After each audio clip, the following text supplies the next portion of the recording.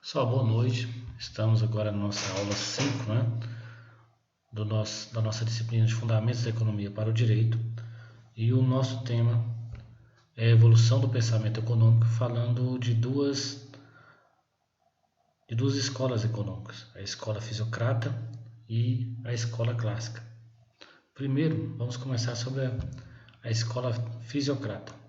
Então, a fisiocracia, pessoal, apesar da contribuição dos mercantilistas para o pensamento econômico, eles não conseguiram sistematizar em uma análise coerente.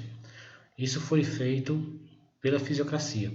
Ela é a primeira escola de economia científica sobre a influência do iluminismo e que se opôs também ao mercantilismo. Então, a fisiocracia foi a primeira escola que realmente sistematizou os conceitos econômicos, né? E nós temos como principal escritor na fisiocracia o Quesnay, então, o François Quesnay, um médico e economista francês, né, que depois dele, né, depois do quadro econômico de Quesnay, é que a economia passou a ser tratada de forma científica. Então nós temos também outro grande contribuinte para a escola científica, né, econômica, é o escritor Adam Smith, né, que nós vamos falar um pouquinho dele mais à frente. Então esses dois marcaram a reação contra esses dois escritores, Quesnay e Adam Smith, marcam então a reação contra o tratamento assistemático e disperso dos problemas econômicos. Continuando aqui, ainda sobre fisiocracia, segundo a doutrina fisiocrática, então, a sociedade é formada por três classes. A classe produtiva, que seriam os agricultores, pela classe dos proprietários de terra e pela classe estéril, né? Que seria o comércio, a indústria e o serviço. Então estamos falando aí da era ainda da época do feudalismo, né? Onde nós tínhamos aí o produtor de terra e o vassalo, né? E na fisiocracia ela considera que o valor era gerado através da produção, da agricultura. E o excedente, na verdade, da agricultura vai para o proprietário de terra. Esse proprietário de terra vai guardar o suficiente para a sua subsistência, né? E também vai passar a diferença para o comércio, para a indústria ou para o serviço. Então, em resumo, quem gerou valor para a fisiocracia foi a produção, né? Foi a terra, os produtores, os agricultores que geraram o grande valor. E a classe, né, do comércio, indústria e serviço era considerada como uma classe estéril, porque não produzia nenhum tipo de grão, nenhum tipo de alimentação, né, em si. Então era considerado ali uma classe estéril. Então esse é o quadro, o resumo aí do quadro econômico de Quesnay, tá? A divisão aí da sociedade em três classes: a produtiva, a dos proprietários de terra e da classe estéril. Continuando aqui, agora resumindo os três pontos aí principais da fisiocracia. Primeiro, a representação de uma reação ao mercantilismo. Não é mais considerado uma nação rica o acúmulo, simplesmente pelo acúmulo de metais, né, como o ouro e a prata, e sim a valorização agora da produção, principalmente da produção agrícola, né? Então, eles não acreditavam que uma economia poderia simplesmente se desenvolver apenas mediante acúmulo de metais. Segundo, consideravam apenas o trabalho agrícola como produtivo. Então, esse é um dos principais pontos. O único trabalho que gera riqueza é o trabalho agrícola. E terceiro, o Estado não deve intervir na ordem natural que rege o sistema econômico. Então aí nós temos a parte aí do liberalismo econômico. Então o Estado não deve intervir, né? A economia, né, deve regir por uma ordem natural. Esse também era um dos pensamentos da fisiocracia. Continuando agora, né, falar um pouco da escola clássica, né? Então, o pensamento clássico fundamenta-se no individualismo, na liberdade e no comportamento racional dos agentes econômicos, com uma mínima presença do Estado, que teria como função ou funções precípuas a defesa, a justiça e a manutenção de certas obras públicas. Então aí nós temos o Estado como uma intervenção mínima, apenas em algumas áreas, como defesa, justiça e obras públicas, ok? E o mercado, então, não teria nenhuma intervenção do Estado. Esse é o pensamento também do ponto de vista clássico. Continuando, vamos falar agora de pensadores aí dessa escola clássica. Primeiro, né, e grande pensador, Adam Smith, né, com a publicação da obra A Riqueza das Nações, em 1776, tendo Adam Smith, né, estabeleceu as bases científicas da economia moderna. Então ele é considerado o pai da economia, né? Então, ao contrário dos mercantilistas e fisiocratas, para ele o elemento essencial da riqueza é o trabalho produtivo. Assim, o valor pode ser gerado fora da agricultura. Então, diferente da fisiocracia, que considerava o trabalho da terra, né, e diferente do mercantilismo, que considerava a riqueza estaria no metal, para Adam Smith, a riqueza está no trabalho. Tanto o trabalho agrícola como o trabalho artesanal, né, de uma produção de algum bem, né? O importante é que haja trabalho e que esse trabalho é o grande gerador de riqueza de uma nação. Essa é a grande diferença de Adam Smith para os demais pensadores. Continuando, agora falar um pouquinho de David Ricardo, né? 1772 a 1823.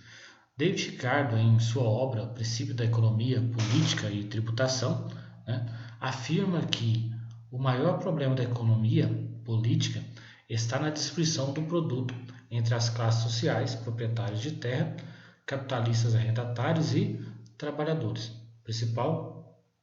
Então ele voltando aqui, o principal problema da economia está o que? Na distribuição, na forma como é distribuído, certo?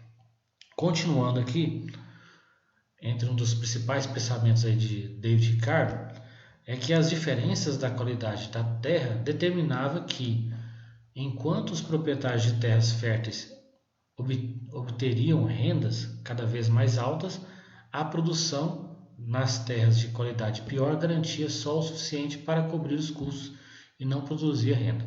Então, para David Ricardo, o problema da diferença de riqueza das classes sociais, né, estaria na qualidade da terra. Então, simples assim, né? Quem tem terra fértil provavelmente vai produzir mais e vai ter mais renda. E quem tem terra de qualidade inferior geraria menos produção.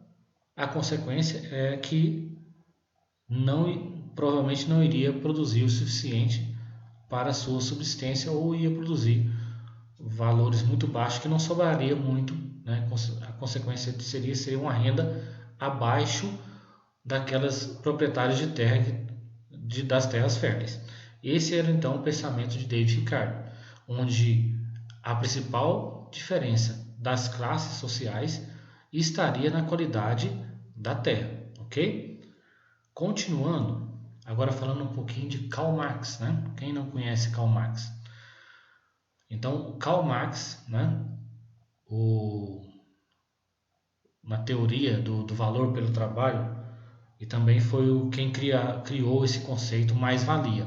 Então, Karl Marx e Friedrich Engels, né, estabeleceram a base da doutrina socialista, né, da superação do capitalismo por suas próprias contradições. Então, ele foi um um escritor que veio a expor realmente essas contradições do capitalismo, né? Continuando aqui, para Karl Marx, a economia capitalista apresenta crises periódicas de superprodução, com elevadas taxas de desemprego. Então, periodicamente, segundo Karl Marx, haveria uma superprodução. E com isso, a necessidade de diminuição dessa produção iria ocasionar a taxas elevadas de desemprego. Essa é a teoria de Karl Marx. Então, já é um ponto para ele, um ponto negativo para os capitalistas. A economia política passou a ter maior amplitude, né, com a obra de Karl Marx, ao ser vista não apenas por meio de relações meramente tecnológicas, né, mas também como um estudo das reações sociais de produção no sentido de luta de classes entre capitalistas e trabalhadores. Então, Karl Marx escreveu um mercado, né, uma política econômica voltada mais para o social, não apenas para a estrutura simplesmente do mercado, explicando quem gerava mais riqueza. O estudo dele foi pautado também no sentido da luta entre capitalistas, né, grandes produtores, seja de indústrias ou de terras, e os trabalhadores. Então, o objetivo da obra de Marx era descobrir as leis do movimento da sociedade capitalista. Marx contribuiu em seu modelo econômico para demonstrar que o capitalismo explorava necessariamente a classe trabalhadora e como essa exploração conduzia inevitavelmente à destruição. O relevante é que, segundo Marx, o capitalismo paga ao trabalhador uma quantidade igual à sua força de trabalho, porém esse pagamento equivale somente a uma parte da produção do trabalhador e, portanto, somente parte do valor que este produz. Então, para Marx, em função do capitalismo, o pagamento do trabalhador passou a ser pela hora de trabalho e não pela sua produção. Então há uma grande diferença entre o que realmente ele produzia, gerando valor para o capitalista, e o que ele recebia, porque ele recebia apenas por hora trabalhada, ele não recebia por produção. E esse excedente entre a hora de trabalho e o valor que ele agregou, né, a quantidade de produtos, né, que ele fez, é o que se chamou de mais-valia. Continuando aqui, então a chave, né, da exploração para Karl Marx era esse sistema. Reside justamente na diferença entre o salário que recebe um trabalhador e o valor do bem que ele produz. Essa diferença, como eu falei, é que para Marx chamava de mais-valia. E com isso causava o quê? A exploração do trabalhador. Tá? Então essa é a diferença de Karl Marx também para os demais escritores. Por quê? Porque ele estudou não só o sistema econômico, o mercado, mas a influência desse mercado no trabalhador. Principalmente a exploração dos grandes detentores de capital para os trabalhadores, né, os assalariados. Ok? Então aqui, pessoal, nós finalizamos o nosso estudo da escola clássica, tá ok? Bons estudos e boa noite.